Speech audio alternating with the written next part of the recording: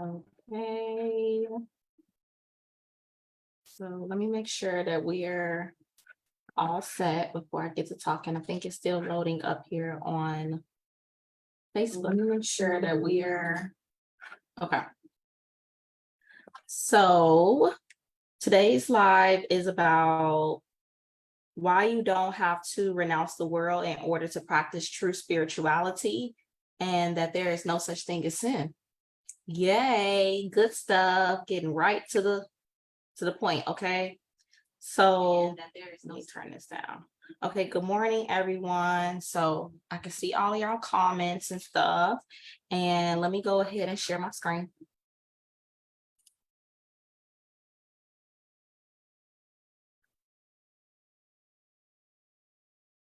Okay, not this one. Okay. All right. So this live is about why you don't have to renounce the world to practice true spirituality, and that there is no such thing as sin. So as usual, we will be starting off with the world is an illusion, life is a dream, and that we are spiritual beings having a human experience. So I am so excited as I know, as usual, I am always so excited because I've been practicing this stuff for about I don't know, maybe 2015.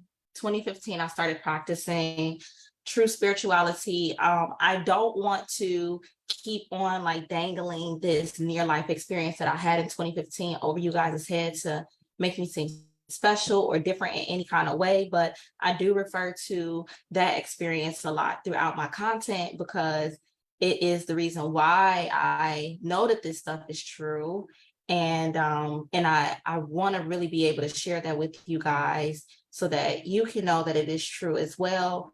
And yeah, and then the other books that I have read over the course of time to help me understand, why we here in this world, why we think we're here, and what we are to do here. So always going back to the world is an illusion and life is a dream, and that we are spiritual beings having a human experience, and how to actually live like this is so throughout our days from moment to moment. So what is the benefits of knowing that you don't have to renounce the world to practice true spirituality, and that there's no such thing as sin? It's that you are experience.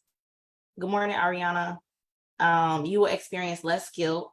You will become invulnerable to attack and defense, meaning that you won't feel the need to feel attacked and therefore defend yourself, or attack others back for the sense of not wanting to feel any kind of guilt within you and then projecting it onto someone else. That's what projection is. It is not wanting to admit something within yourself and saying that it is in something else outside of you.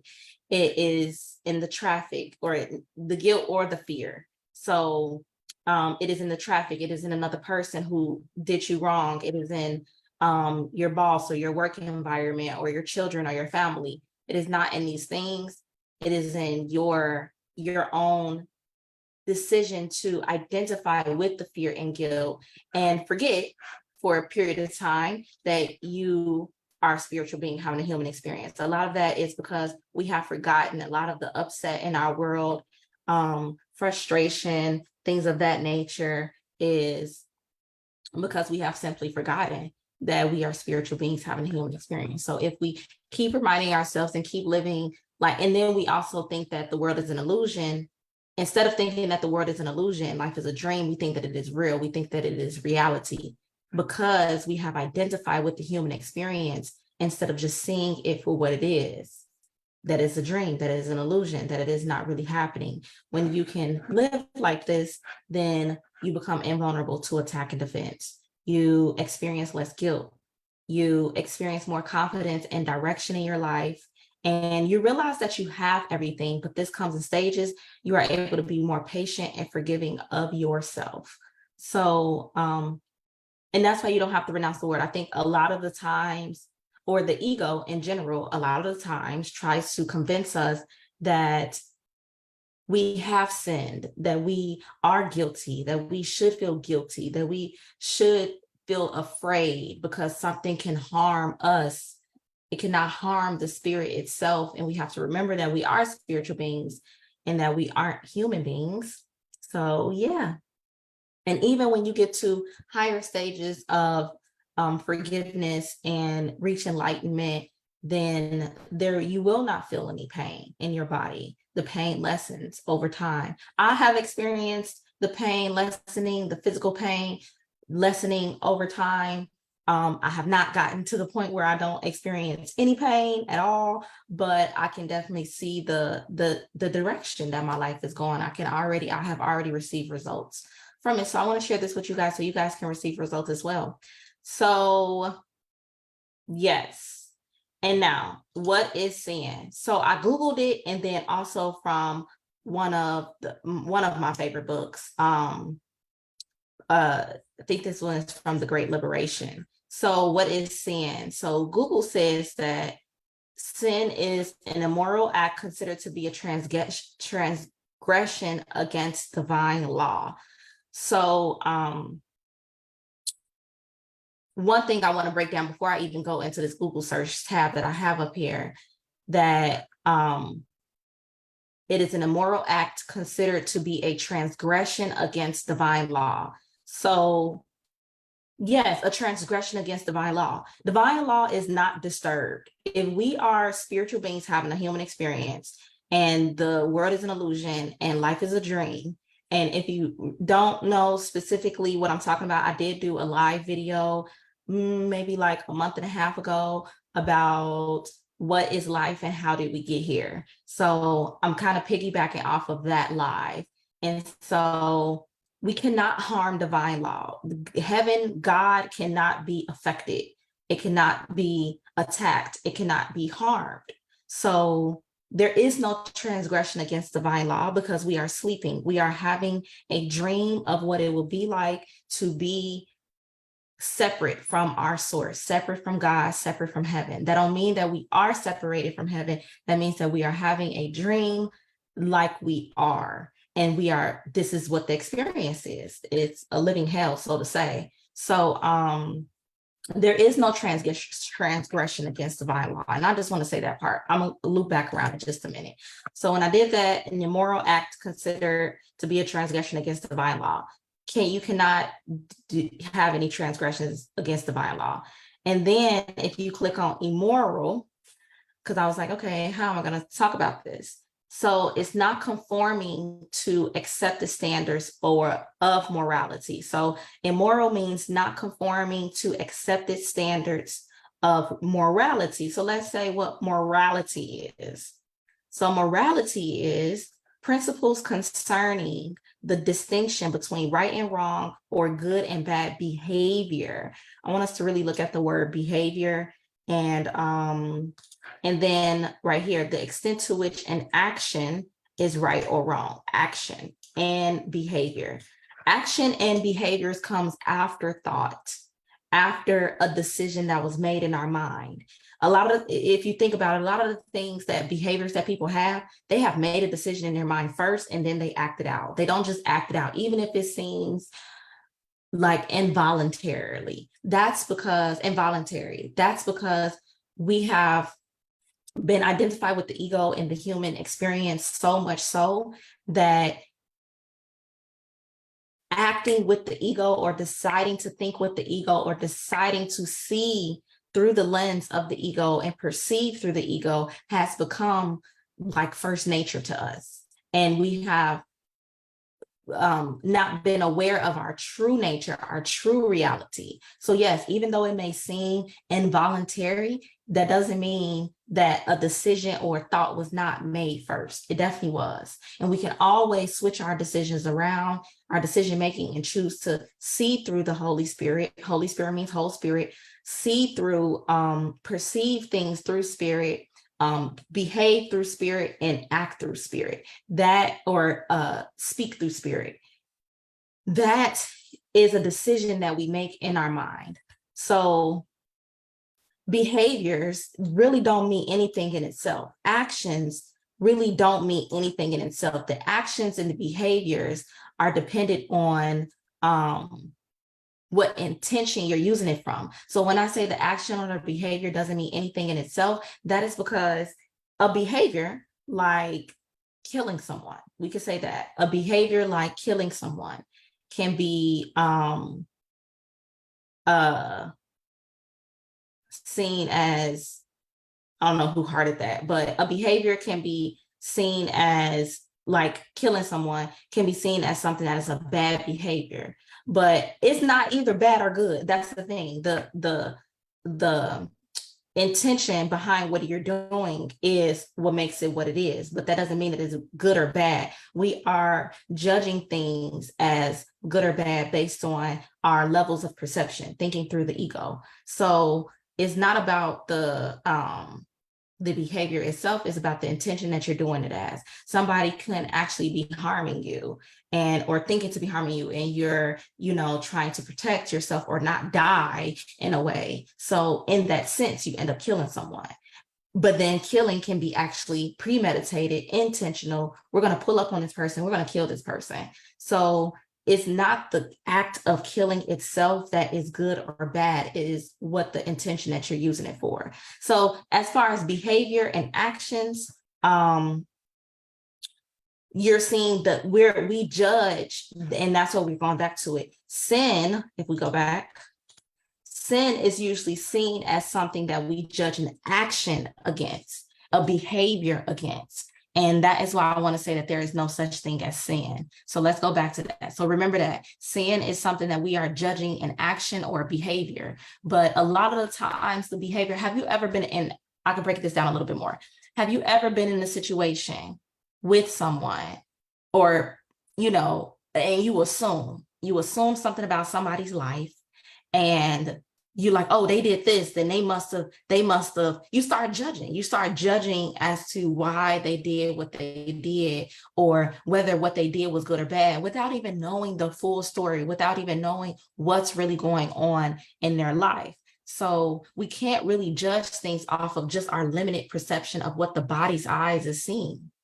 We don't have the full picture. We can't see the full spectrum of things. We don't know what they've been doing in their life, what their soul is meant to do, what their soul is meant to experience. We don't know these things. And just the same as other people, people are quick to judge something that the limited view of what they see, and they judge it and they like, oh, that is bad, or that is good, or that is a sin, or you sin, without knowing the full spectrum of things. So I just want to go on that real quick. So now Margot, this was just a Google thing. So now Margot and the Great Liberation, she said, sin is the idea that the separation has in fact taken place and that God and heaven were destroyed by the Son. So by the Son of God, basically. So this is the lie that the ego told you. We talked about this in the live, what is life and how do we get here?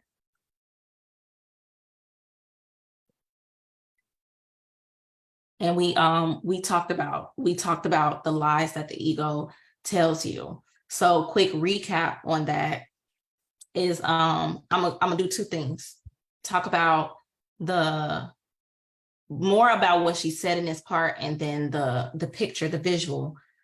So sin is the idea that the separation has in fact taken place, and that God and heaven were destroyed by the Son. That God and heaven were destroyed by the Son and the separation taking place is a lie that the ego told you when the devolution was seemingly happening.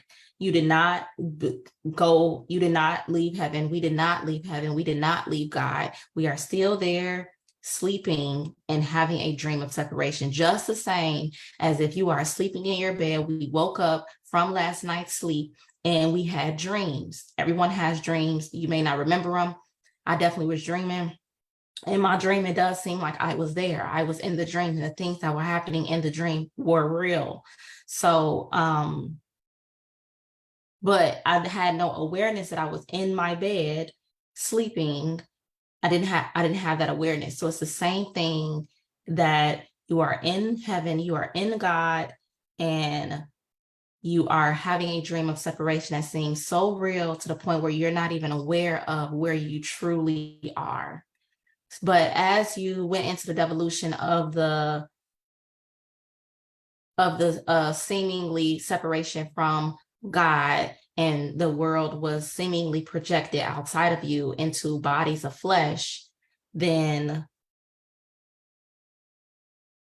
yeah. So as you were doing that, you were forgetting where you truly are. So okay, let's go back, or let's go to this one. So she talked a little bit. I wanted to speak a little bit more about what she said on this one.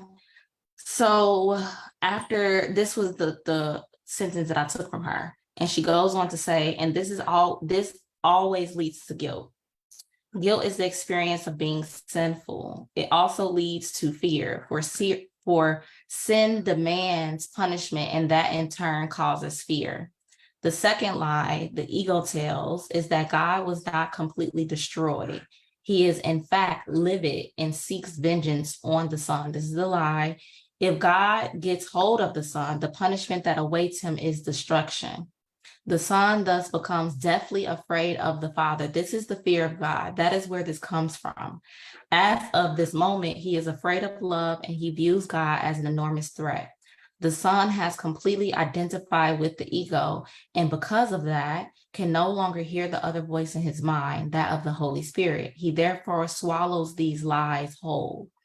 So what this means is exactly what it says, but this goes back to that the fear of God, and that sin is not seen as something that can be corrected. It is seen as something that you need to be punished for, and that God will do the punishing. Now, for sure,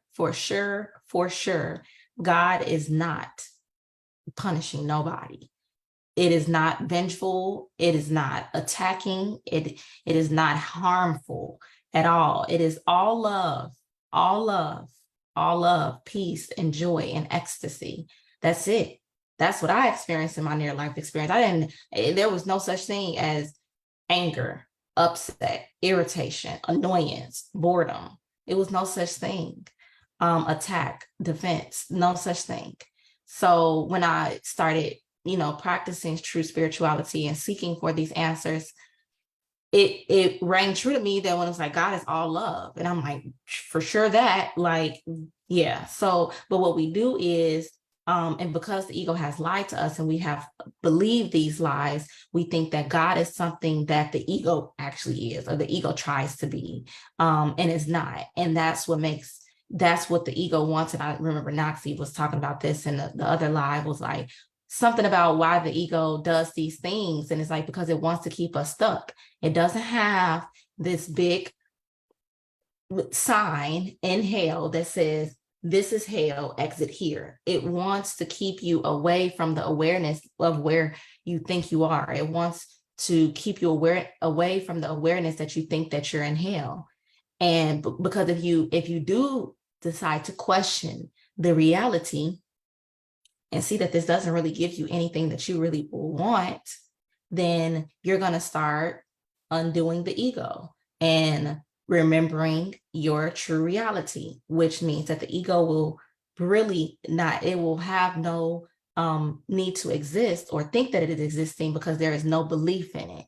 So the ego has all these distractions in life, in world, human love, children, spouses, jobs, money, fancy cars, experiences, things, material objects, things like that, to pleasure, things like that, to keep you distracted and see that, instead of seeing that this isn't really anything compared to what God is giving you. Okay, so quickly want to go over this other, oh snap. I gotta move this real quick. I wanted to show this other visual of how do we get here that I didn't share this one, and the how do we get here, what is life video. And this is why we're still in God, because this is God, the spirit, and how do we get here? This is a visual of how did we get here. And this is the visual into how did we started even believing in sin. So we're hearing God. We thought the thought of what it would be like to be separated from God. became sleep and started to dream of a world that is separated from God, which is created seemingly made the separated mind, which then led down into illusion, fear, separation, ego, and not we're here, you will be in God. And God this is heaven right here. This is the reality of heaven in picture form. God, spirit, mind, truth, love, oneness, Christ, self, extension. That's all that's going on in God, in heaven, all day long, or for infinity. There is no such concept as days, and separation is night and day, Monday, Tuesday, all of that. Ain't no such thing. So, but in the separated state is the illusion, fear, separation, ego. And so then the memory of God is walled off in the mind. And because you're now believing in the ego right here and choosing to believe in the ego, then a world of flesh is projected outside of you, and the flesh is now encased around the mind. Yes. And you see all these differences and separations around you that makes it seem like we are different when we're really not. So that creates this level perception. Level 2, this is the world. And so in the world, you either have false perception through the ego, which is wrong-minded thinking, and then you have true perception, which is right-minded thinking, which is the Holy Spirit. So either in whatever you're seeing, you're perceiving it through, you're going to see, as long as we are in this human experience, we're going to see the bodies. It's not saying you don't see the bodies and you don't see flesh, you just see Holy Spirit. You do see flesh. It's just that when you perceive it, you don't see the other person as a body either. You see them as their Christ self, even if they are not seeing themselves as their Christ self. Our goal is to see them as their Christ self and see ourselves as our Christ self, which will help. Yes, Tati was like, perception is everything, which will help us to forgive and to not have a lot of guilt. The guilt lessens over time. So if this is all making sense, please let me know. If you have any questions, please let me know. I just want to quickly go over this picture. Okay, so now to the next part. No need to renounce the world. There is no such thing as sin. So God meets you where you are to experience the highest level of communication at the time. So I want to say that there is no need to renounce the world, because where you are on your journey is exactly where you need to be. It is a journey. So you're not expected to do these things before you are ready to do these things. So you are not expected to give up, which is a behavior, like I was talking about in sin, in this example of sin, when we went into morality, which is good or bad behavior, action that is right or wrong. It's not about the behavior itself, which is why, how do we know that this is not about a behavior? Because when people try to fast and stuff, or when people so-called are vegan, I've been vegan before, it did not make me less mad. It really didn't. It did not. It did not make me more forgiving by being vegan. It did not. I know a lot of vegans that are still depressed, vegans that are not happy with themselves, vegans that attack a lot, vegans that are self-centered. So just doing a behavior that, and not saying you should not be vegan or you should not eat healthy and take care of the body. That is not saying that. And if you guys have any questions, feel free to ask any questions. It is not saying that you should not do these things. It is saying that just because you do these things does not mean that it will change what is up here. So you can, be abstinent. You cannot have sex for a long time. You cannot smoke and drink and, not have sex before marriage, or, eat certain food and not kill and things like that. But if you are not actually practicing forgiveness in your mind, then you aren't making any real strides to awakening, because you're still having the thoughts that are having you perceive the world as real and keeping you identified with the human experience. So yeah. So God meets you right where you're at. And as you practice forgiveness and as you pray and things like that, we talked about prayer, how to effectively pray in the last video, but how to pray and actually practicing true forgiveness, then over time, these things will just not matter. They will just not matter as things. Good morning, Lisa. These things will just not matter over time. So now there is a such thing as mistakes, which can be corrected.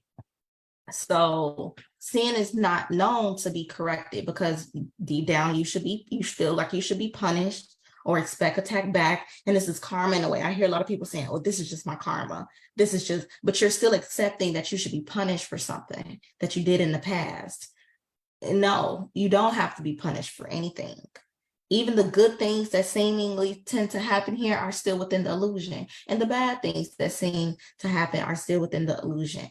It's still all within the illusion. That is not happening. So it doesn't matter if we're doing good things or bad things. It's about how we're perceiving those good things or bad things and seeing it for just how it is, seeing it the way the spirit wants us to see it, not the way our ego wants us to perceive it, which will get us identified with it. So, and that's prayer, reaching out. So God, how would you have me see this experience? How would you want me to see this person? You know, please help me see this person the way you would want me to see this person. Please help me see this body the way you would have me see this body. Like when our body gets sick, then we tend to be mad at the body and be angry and upset and feel the need to fix it. Anytime, not saying you shouldn't do anything to be healthy with the body, but anytime you get, some people are so like into or so wrapped up into fixing the body that they get lost in it. You know, some people are bodybuilders, or they feel the need to get bigger and bigger and bigger, or some people skinnier, or some people like, oh, well, let me fix this part, and then this happened, let me put some cream on this, and then my tooth, and then let me go get the tooth fixed, and then my foot, and then let me get it keeps you distracted. Yes, make sure that it is equipped and that it is healthy, and but some things we don't have to put that much attention to. We can actually heal it through prayer. The true prayer, which is asking, how can you see this differently? And through forgiveness and through healing of your mind, the body is healed through it. So not healing the body through behavior, through action from the outside, and then thinking that the mind will heal itself. No, it's the mind that is controlling the brain and everything else. So once you fix the problem up here by judging others, by judging yourself, by judging other experiences, by judging other things, by attacking people with your thoughts, I wish that they would, whatever the case is, that is manifesting sickness through your body. So, all right. So each pathway is unique to the soul experiencing it, which is why we cannot judge. Some people may need sex, they may need to smoke, they may need to drink, hurt, or attack in order for that specific soul to learn whatever it is meant to. So you cannot tell people, we don't know what they are meant to experience. So we can't say that they shouldn't have sex before marriage. I think back in the day, not having sex before marriage was because there was no DNA test. There was no way to really prove whether that child was the man's. So what they would do is they would just make sure that the woman is a virgin and that she will be married. Therefore, when they have sex, they make sure that she was indeed a virgin by seeing blood on the sheets, and therefore knowing that that was the first person to have sex with that woman. And therefore, it's a little bit more trust that when she gets pregnant, she's pregnant by her husband. Times have changed now. So not saying that you should just go and just have sex and just dive into the world and delve into the world, because that's making it real. And not saying that you need to stop everything from the world and act like, act like you just don't need it when really you're craving it. So that's also making the world real. That's not seeing the world as an illusion and life as a dream. So just do the stuff. And I'm not saying go out there and kill people if you really want to kill people. I'm not saying that. But, or what I'm saying is, if you have a craving or desire, it's best to just follow that craving and desire and realize through experience that it's not actually getting you what you want. Because when you are miserable enough, change will happen, and you will be ready to let go of those things that are not serving you. So you don't need to force yourself to stop doing sex and stop smoking and then thinking that your mind will be healed because of that. Practice forgiveness, the true forgiveness of letting go of the projection, looking within, and asking God to see things differently. That is how you practice forgiveness. I did a video on that too.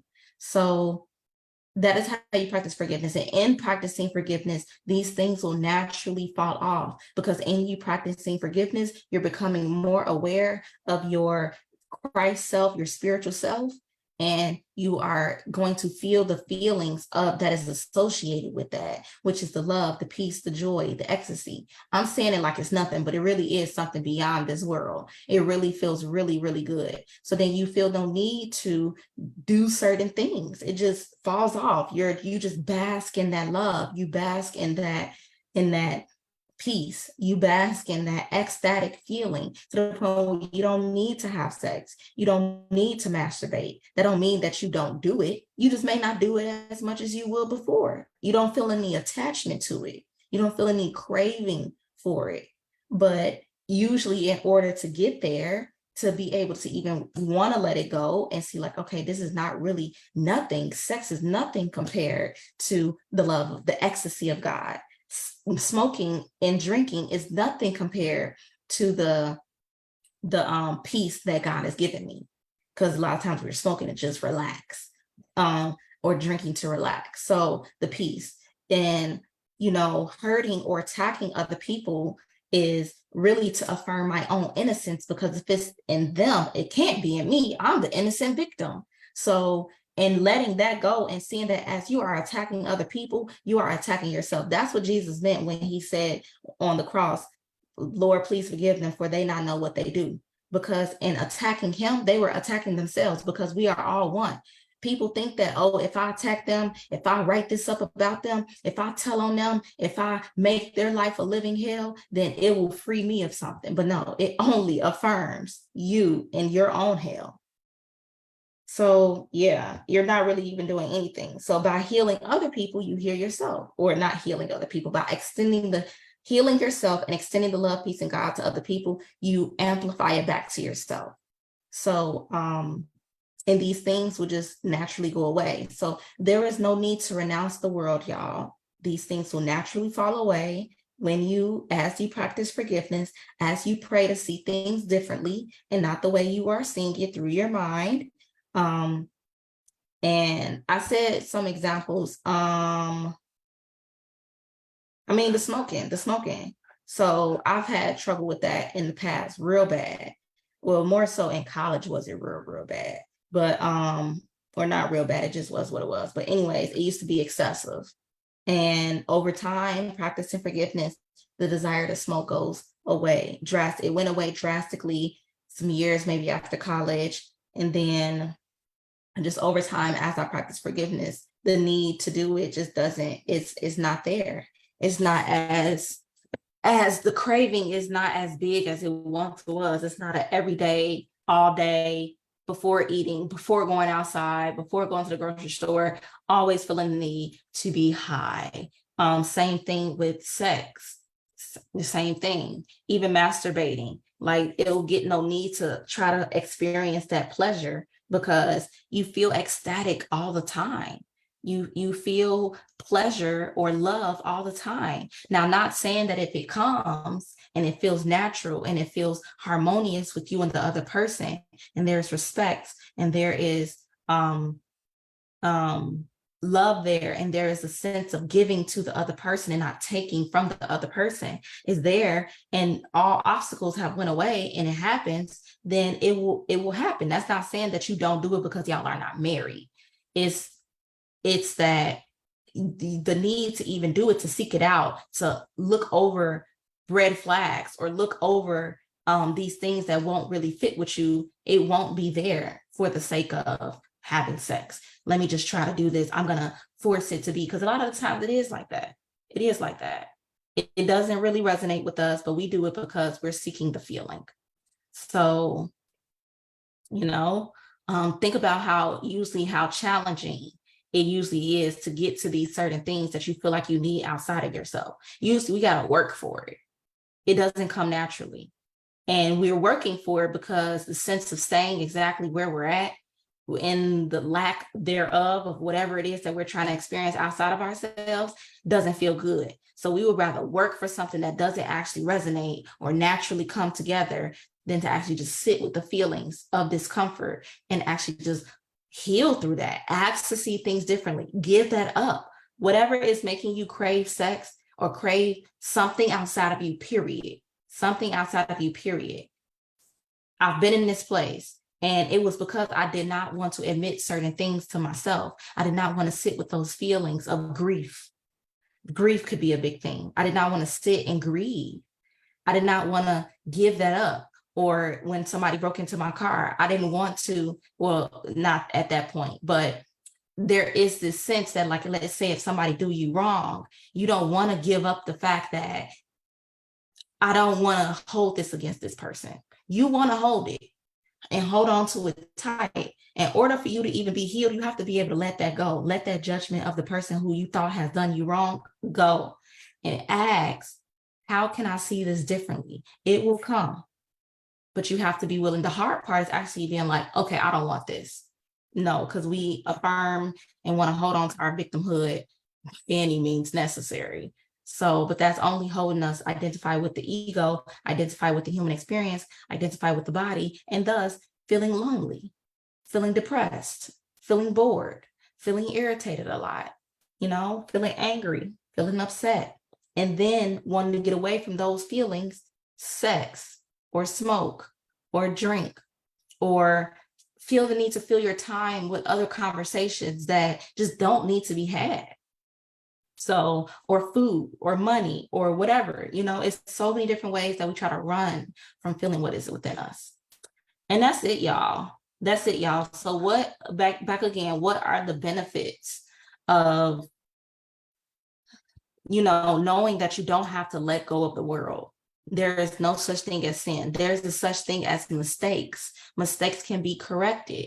As you're growing on the path, you will make mistakes. We all make mistakes, but that mistake does not mean you need to be punished for it. And that wrath will come back on you, and that you need to fear God because you made that mistake. It's just a mistake. Next time, do better. That's it. Like, we don't have to hold this scary view of ourselves and of God onto ourselves. That's a lie that the ego was telling us. So, and that don't mean, because I want to also put this too, that don't mean because you have to renounce the world, you don't have to renounce the world. That don't mean you go around and start telling people and that the world ain't real and stuff. Like, you can be humble, you can be normal. I'm still a normal person, even though I have this awareness. Just go throughout life like regular. Work on your own stuff. Work on your own irritations. It's not up to you to go and tell people, you need to not even really be mad because this ain't even happening. Life is just a dream, or we're just spiritual beings having a human experience. Like, no. So that don't mean when a person starts getting into sex a lot and smoking a lot, and that you're saying, oh, look at you, you're believing in the world, or looking at them, no. They're on their own path. They'll get it. They'll get it one day. And I say that because I was kind of that person at the beginning. Anyways, so you'll experience less guilt. You'll become invulnerable to attack and defense. You'll experience less guilt because you are not,